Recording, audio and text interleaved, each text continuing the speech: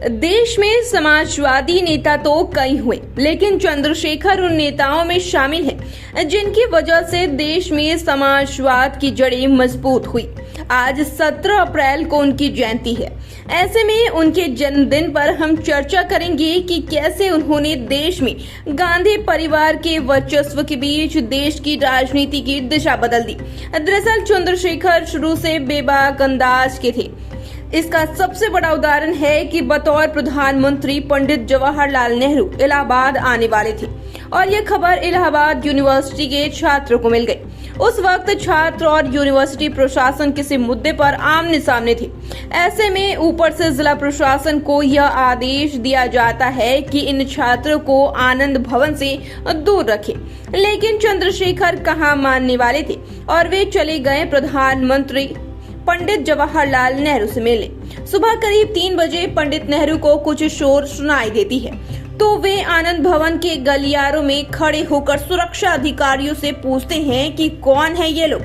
सुरक्षा अधिकारी जवाब देते हैं कि सर ऐसे ही यूनिवर्सिटी के उद्दंड छात्र हैं, आप आराम करिए, हम इन्हें देख लेते हैं। लेकिन नेहरू जी मेन गेट खोल देने को कहते हैं और सुबह 3 बजे प्रधानमंत्री और छात्रों के बीच मीटिंग होती है, जिसके बाद 4 बजे पूरा आनंद भवन पंडित जवाहरलाल नेहरू जिंदाबाद के नारे से गूंज उठता है। वही देश के ऐसे युवाओं को देखकर नेहरू जी भी गदगद हो जाते हैं और वे छात्रों के नेता से नाम पूछते हैं, जिस पर जवाब मिलता है चंद्रशेखर।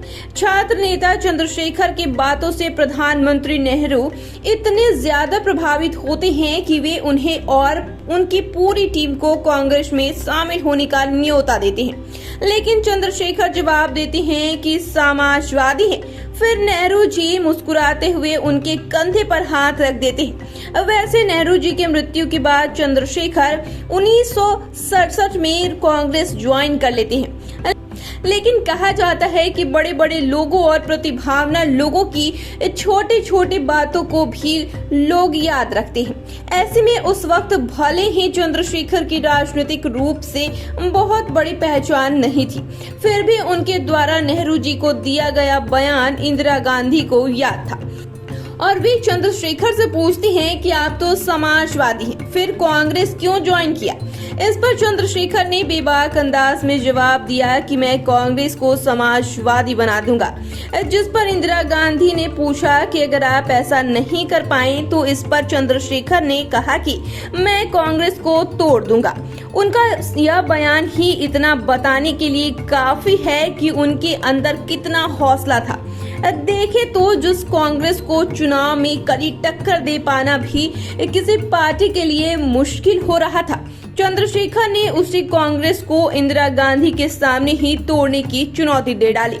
वैसे भी चंद्रशेखर को युवा तुर्क के रूप में आज भी लोग याद करते हैं। इनकी कोशिशों की वजह से ही कई बैंकों का राष्ट्रीयकरण हुआ और बैंकों के दरवाजे आम लोगों के लिए खुल गए, जिसके बाद 1976 में 42वें संविधान संशोधन में इंदिरा गांधी ने भारतीय संविधान के प्रस्तावना में समाजवादी शब्द जोड़कर भारत के नागरिकों को अवसर की समानता की गारंटी दिया। इस तरह चंद्रशेखर ने कांग्रेस के सामने खुद को मजबूत रखा। वहीं आपातकाल के दौरान उन्होंने कांग्रेस के खिलाफ खुलकर मोर्चा खोला और बाद में समाजवादी जनता पार्टी बनाई। तो फिलहाल के लिए इतना ही। चैनल को सब्सक्राइब कर ले, फेसबुक पेज को लाइक कर ले। वीडियो देखने के लिए आपका शुक्रिया।